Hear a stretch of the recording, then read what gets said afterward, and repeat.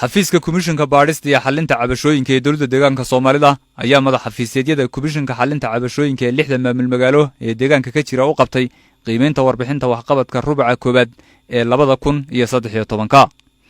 qiimeyntan oo ka qabsoontay magaalada Jijjiga ayaa waxa ka soo qayb galay mas'uuliyiinta komishanka xalinta cabashooyinka ee dowladda deegaanka Soomaalida iyo madax xafiisyada komishanka ee 6 maamul magaalo iyo qaar ka mid ah shaqaalahooda ayaa waxa diiradda lagu saarayay xalinta cabashooyinka bulshada ka soo yeedhay ee ku aadan dhinacyada horumarka aasaasiga iyo waxyaabaha laga qabtay. wuxuuna gurigu ka dhageystay qaar ka mid ah hawlwadeennada ka socday maamul magaalooyinka warbixinta waxqabadka rubuca koobaad waxyaabaha laga qabtay cabashooyinka bulshada. intaasi kadib waxa qiimeyntaasi markii laga soo dararay waraysi naga siiyay komishanka xalinta cabashooyinka dowladda deegaanka Soomaalida Ismaaciil Maxamed Ibrahim.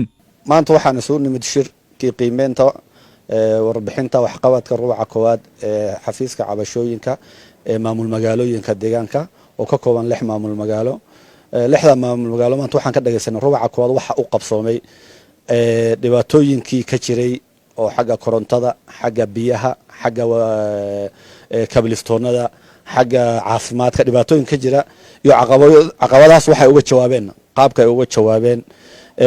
ilaa iminka waxyaabaha ay xaliyeen iyo cabashooyinka ay jiyeen. xafiisku wuxuu qaabilsan yahay cabashooyinka adeeg bixinta ayuu si aad u qosaysa cabashooyin kalena uu jiheeyaa. marka cabashooyinka ugu badan hadda soo noqdo maanta aan ka wada hadlaynay xagga korontada oo kale in caqabado badan ay ka sheegeen oo in badanna ay xaliyeen. xagga biilasha ha noqoto ama ha noqoto xagga laftirka balaarinteeda taa laftirkeeda wax badan inay ka saxeen oo caqabado badan ay ka jireen. sidoo kale arrimaha ku saabsan xagga caafimaadka oo kale health centerada iyo isbitaalada qaabka u shaqeeyaan in bulshada ay adeegii ku hesho xilligii loogu talagalay. ambalaasyada oo kale in markiiba shacabku ay helaan oo aysan hooyooyinku aysan isku goyn oo in xafiiska cabashooyinka marka cabasho walba ku saabsan ka jirta xagga caafimaadka oo kale in markiiba ay ka jawaabaan oo xubnaha ay qusayso ay la hadlaan arrintaasna la xaliyo. in badanna way xaliyeen inta badanna waxaan haddana la talinay inay sii xoojiyaan arrinta kale ku xagga waxbarashada oo kale maadaama corona uu jiro oo waxbarashada ay xirneed hadda laftirka marka la bilaabayo in waxbarashada laftirkeeda systemka loo adeeg bixiyaashii la rabay iyo waxbarashada qaabka loo sameeyay in adeegii sidii loo talagalay ay u bixiyaan wixii caqabado ka jirna in la saxo. arrimaha biyaha kale xaafadaha dhibaatooyinka ka jira biyo la'aanta ka jirta qaabka ay maamulka iska kaashadeen iyo qaabka ay u xaliyeen qaabka loo qaybinayay waxyaabahaas oo dhan waxyaabo maanta aan aad ugu doodnayn. arrimaha ku saabsan hay'adaha federaalka laftirkood dhibaatooyinka ka jira caqabadaha cabashooyinka ka yimid in si wada jira maadaama hal dawlad la yahay loo xaliyo oo aan la kala istaagin oo loo xaliyo arrinta la yiraahdo qaabkaas ayaan ku haboon bulshadii. xafiiskana wuxuu dhisan yahay in la qanciyo adeeqaataha. dhankoodana qaar ka mid ah hawlwadeennada komishanka ee ka jira maamul magaalooyinka ee qiimeyntaasi loo hayay ayaa iyaguna dhankooda ka hadlay. guud ahaan marka laga hadlo xagga madartay cabashooyinka shacabka ka imanaya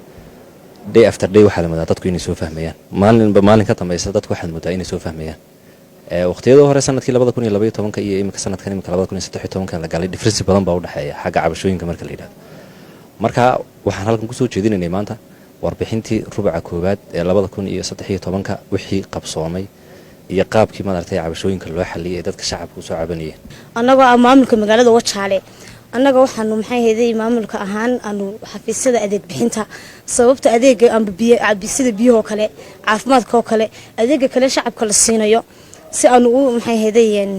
oo qorshaha aanu u dabagalno u ogaano iyo wixii caqabad ay magaalada iyo cabasho ku jirta aanu soo ururino ayaan anagu maxay heeday maamul ahaan u joognaa. mid labaad hadaan ku daro anigu aan xafiiska cabashooyinka ka ah madaxa qaabilaadda iyo soo dhaweynta cabashooyinka ahna xubin fadhiya xafiiska xubno kale oo dabagal amba maxay si director kale igulana qoran yihiin waxaan maxay heeday anu waxaan xubin fadhiya xafiiska wixii cabasho igu timaado xafiiska amba maxay heeday caqabad ay ka jirta xafiisyada waan ku qaabilaa wixii kale xafiisyada ka jira dhibaato amba caqabad amba bulshada ka jirtana halkayga ugu taga kuna dabagala.